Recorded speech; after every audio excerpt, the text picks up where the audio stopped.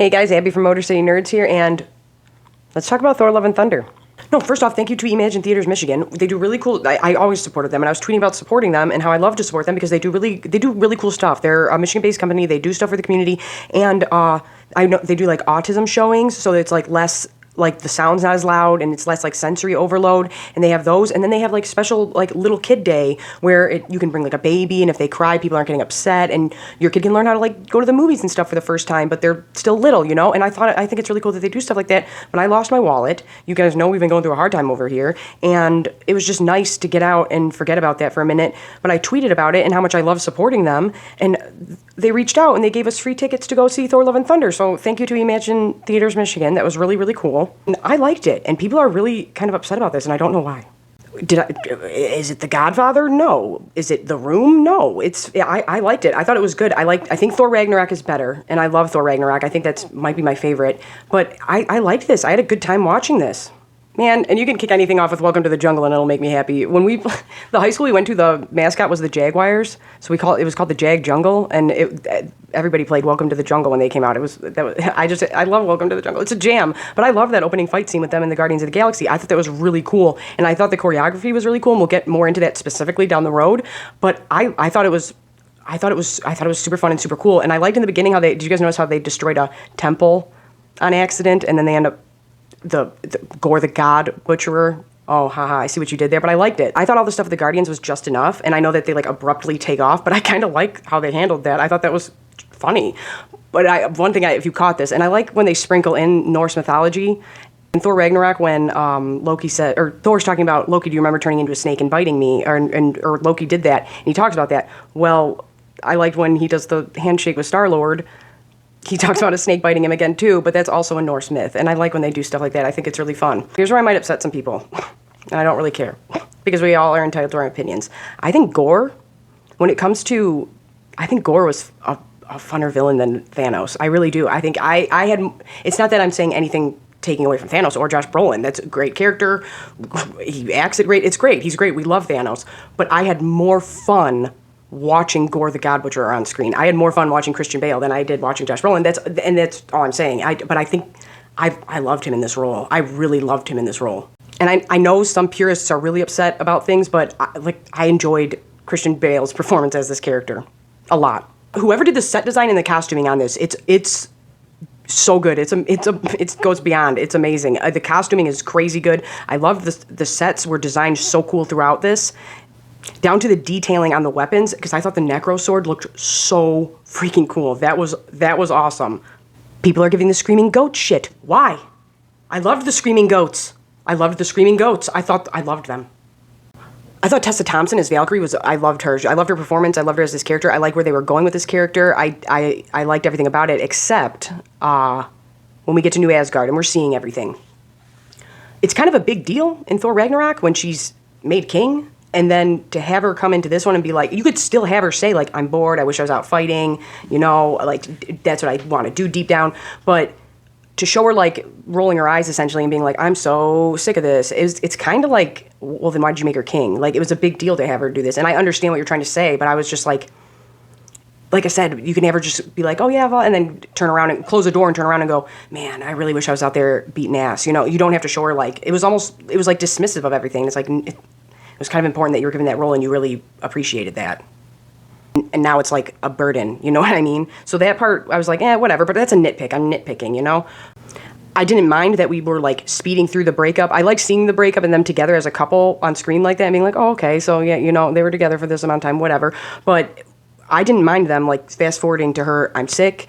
I always appreciate when they depict that, and it's not somebody who's 85 and something, especially when kids are going to watch it, because I had a parent get sick and die, and so it's just like, I remember being like, I see my dad in a hospital bed, you know what I mean? And so it's like, kids are around that too, and they can relate to that and be like, oh, I'm not a freak, and the only one who's ever had this happen. Oh, other people go through this, and even Thor, and I really liked using that, but I also appreciated that she was just like, let's just get through it, and I don't want to dwell on it, and I liked that part of it, and I know a lot of people had an issue with that, and I understand, narratively speaking, why you would, but I didn't mind it personally.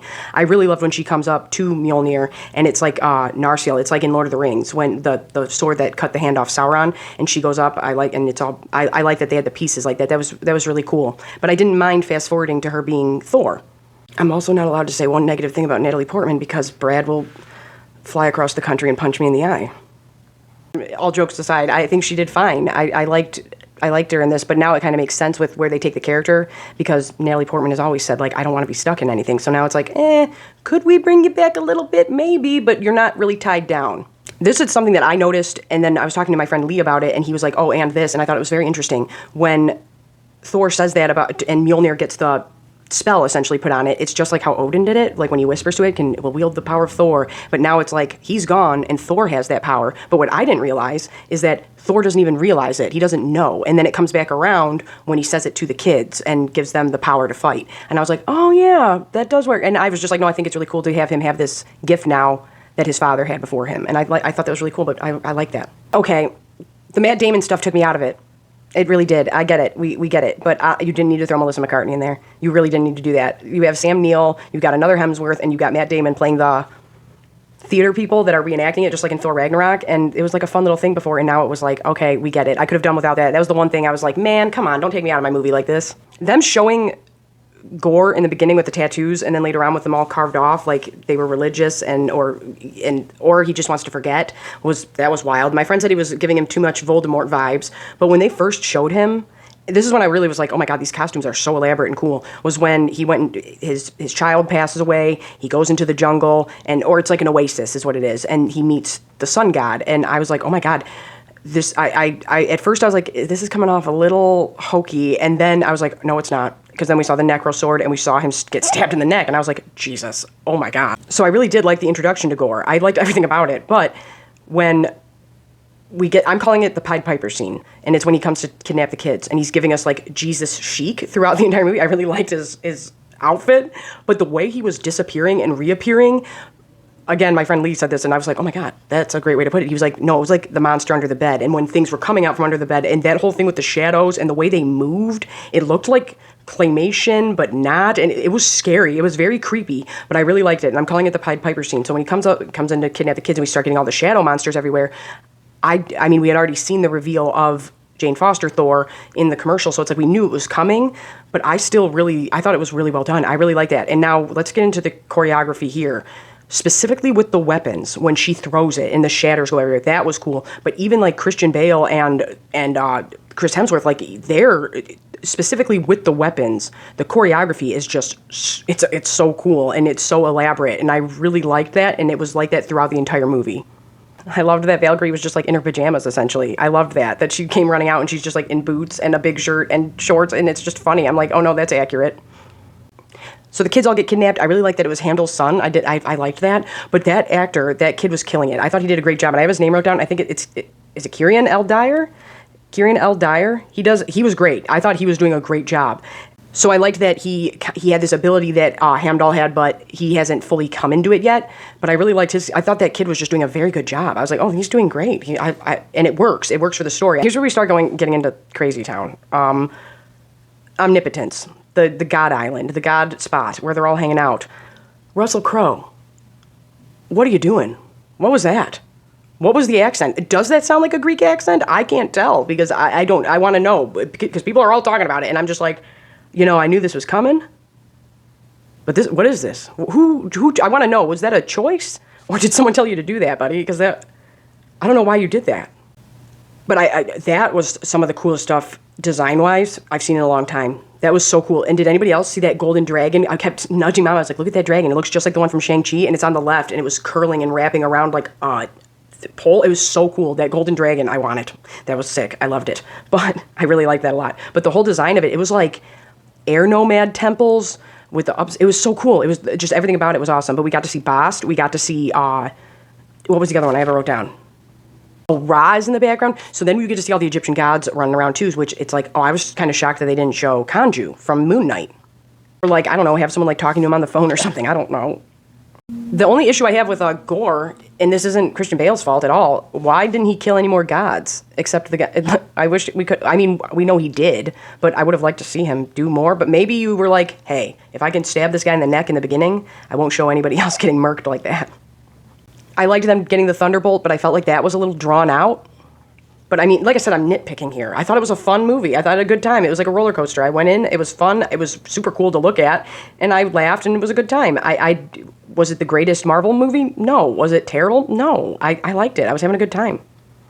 But yeah, that part was a little drawn out for my liking. I was like, okay, let's get it and let's go. Zeus is a dick, kind of, and he's really arrogant and really full of himself, and they're all kind of just chilling. And I don't know if they were trying to give off the idea that they were all like that, because that's not how I took it, but that they all kind of forgot, like, hey, we're supposed to be looking out for some people here.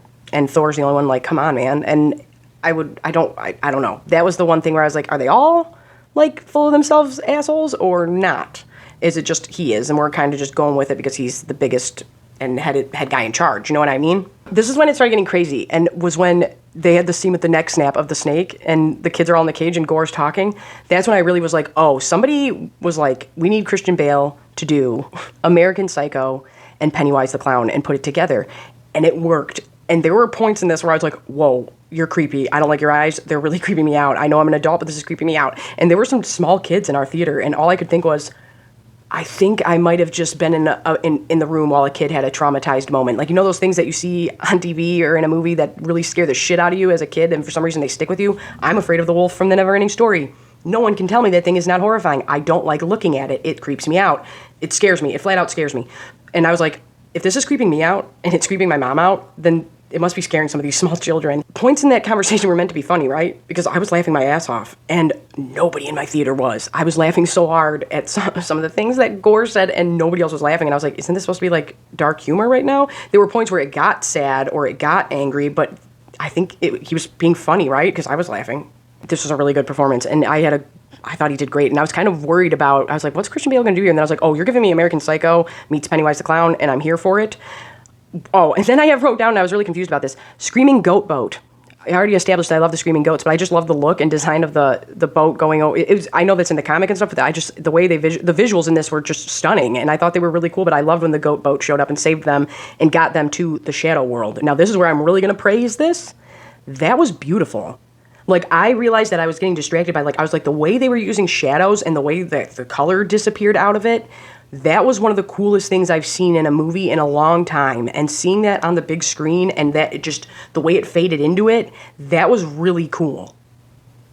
It felt like I just went in, and it worked though. It felt like I just went into an episode of The Twilight Zone, and it just worked. And then, like I said, with the effects of the monsters and stuff, I don't want to say claymation, but like it gave that vibe of like an old school looking Godzilla movie, but smoother a little bit. It was disturbing the way it looked. And then the way Christian Bale or Gore was disappearing and then popping back up, that was, And then I want to know, like, how much was practical with when they were tied up with the creepy shadows and being pulled into the darkness, and where does real stuff start and fake stuff begin in those scenes is what I really want to see. But that was really cool, and I loved the way they did that, and it's hauntingly beautiful watching that. It was really, I can't speak more highly of that.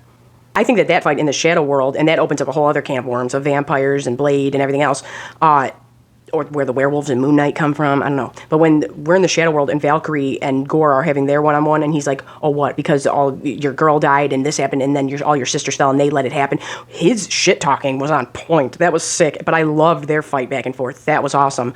But this is the first time in the movie where we see Thor using his mind to, like, his words instead of physically attacking, and he knows to retreat and go back. And we don't really see Thor do that, and it comes back around at the end, and I really liked that about this character. He's normally the one who's like, let's just kick their ass, and we'll physically stop them. And in this one, on more than one occasion, we see him stop, think, and say something instead of just punching it. We find out that Jane is having the life sucked out of her by using Mjolnir, and I liked that she made the choice to be like, you're not the one who's sick here. Let me make my own decision with this. And I liked that part. I liked that aspect of her character. I thought that was really cool, but also having Valkyrie get taken down and having Thor go to the fight alone. Now, this is where I had to ask some questions to people, because I was like, okay, there was a lot of celestial imagery, but especially at the final battle when he goes to fight Gore, I was like, some of them look like the Celestials that we see in, like, Guardians and things like that, but other ones I couldn't tell. And it was happening so fast that I was like, okay, I better ask somebody who knows them off rip, because I knew they were important. But I really loved that was cool, how they had those giant heads they were fighting around. But when Thor goes in alone and is fighting with Gore, and then he gives the kids the power, like I said, like he did with the hammer on accident, he gave that the ability to give somebody else that power. That's how Jane becomes Thor. He gives these kids his power for a minimum amount of time. But I loved that, and I thought that was really cool. And it's like, imagine being an 8-year-old kid and going, okay, I'm seeing someone my age do what Thor does. That's cool, and I like the way they used it. And I totally laughed at that kid holding the bunny rabbit spinning around. They keep Valkyrie out of the final fight, though, and Jane's entrance, that was sick. But I definitely think that there were points where this character, and this isn't anything Natalie Portman did, it's just the character and how it's wrote. There were times when she could come off unlikable, but I liked her. Her entrance to the final battle, though, that was awesome. But even eventually here, we have Thor and Gore talking, and I think that was a great line, was when he starts telling him, and he goes, if you want to use your last wish to wish that all the gods are dead, then I'm going to go and spend my last few minutes with her. That's my choice. You could wish for your daughter to be back. You could wish for something good. You could wish for love, but instead you're going to do this. Okay, fine. I can't stop you. Peace. And we'd never see Thor do that, and I thought that was a really good way to take the character. And then Gore wishes for his daughter to come back to life. Now, my friend says that he believes this will be the character Eternity. Like, that's who that character is going to be, that love will be eternity, which is kind of on, we're going to say this just for the sake of, so people understand it, like on the level of the Eternals, or God with a little g. I'm talking about in the MCU, I'm not talking about eternity in the comics, I'm just saying it for the sake of this video. But the reason he says that is because he said in her eyes, and in her reflection, it looks like the Starry Night, but I thought it looked like that because she was being formed by that. But I don't know. Tell me what you think down in the comments. Do you think this character is going to be Eternity, or is Eternity? And how do you think they're going to show that? I did love that back and forth between Thor and Gore, though. It was like Thor didn't win the fist fight. I like the way that they handled that. I like that it was him talking to Gore instead of punching him in the face. It shows growth in a character. The way they handled Jane dying, I liked that. I like that even Thor, with all his powers and all his strength, he knows, like, I can't beat this cancer. And there's something very relatable about that.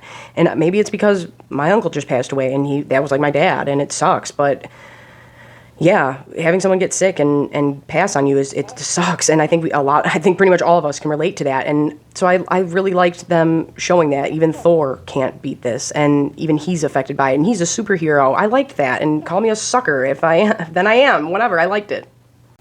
The fact that they kept bringing up Valhalla throughout the entire thing, and that's what Valkyrie talks about, that's what she wants, and Thor brings it up. It keeps getting brought up, and then at the end, Jane goes to Valhalla. I really liked that. I thought that was cool. And Idris Elba can do whatever he wants, but this also it's like one of those things where the door is open, and technically maybe they might show up, but they're not super tied down to a 10-movie contract. You know what I mean? And so I like that little scene between Idris Elba and Natalie Portman at the end, and the end credits.